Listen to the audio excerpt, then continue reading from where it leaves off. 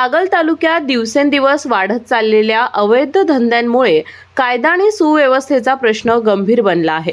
गुटखा, गांजा विक्री आणि बेकायदेशीर सावकारीसारखे धंदे उघडपणे सुरू असल्याचा आरोप होत असून नागरिकांमध्ये संतापाची लाट उसळली आहे. सीमा भागाचा गैरफायदा घेत कर्नाटक राज्यातून गांजाची मोठ्या प्रमाणावर तस्करी होत असल्याचं सांगितलं जात आहे. तालुक्यात तो सहज उपलब्ध होत असल्यानं तरुण पिढी व्यसनाधीनतेकडे ढकलली जात असल्याची चिंता व्यक्त केली जाते. अनेक कुटुंबांवर याचा गंभीर परिणाम होत असून संबंधित यंत्रणांनी मात्र याकडे दुर्लक्ष केल्याचा आरोप करण्यात आलाय. याचबरोबर मुरगुड, बिद्री, कागल, MIDC परिसर आणि सीमा भागातील गावांमध्ये बेकायदेशीर सावकारीनेही थैमान घातलं असल्याचं सांगण्यात येते.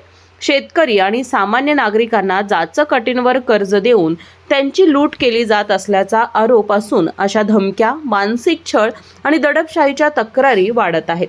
या पार्श्वभूमीवर सहाय्यक पोलीस निरीक्षकांकडे लेखी तक्रार देण्यात आली असून गांजा विक्री करणाऱ्या अड्ड्यांवर तात्काळ धाड टाकून कठोर कारवाई करावी, तसेच बेकायदेशीर सावकारांवर गुन्हे दाखल करून त्यांचा बंदोबस्त करावा अशी मागणी करण्यात आली.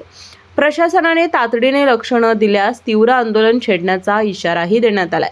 यावेळी शिवसेना उपजिल्हाप्रमुख संभाजीराव भोकरे, तालुका संघटक मारुती पुरीबुवा, उपतालुका प्रमुख समीर देसाई, शेतकरी सेना जिल्हाप्रमुख अशोकराव पाटील, विभाग प्रमुख दिग्विजय पाटील, अमृत पाटणकर, डॉक्टर KM पाटील, हरी पाटील, यशवंत पाटील, सर्जेराव जाधव आणि शिवसैनिक मोठ्या संख्येने उपस्थित होते.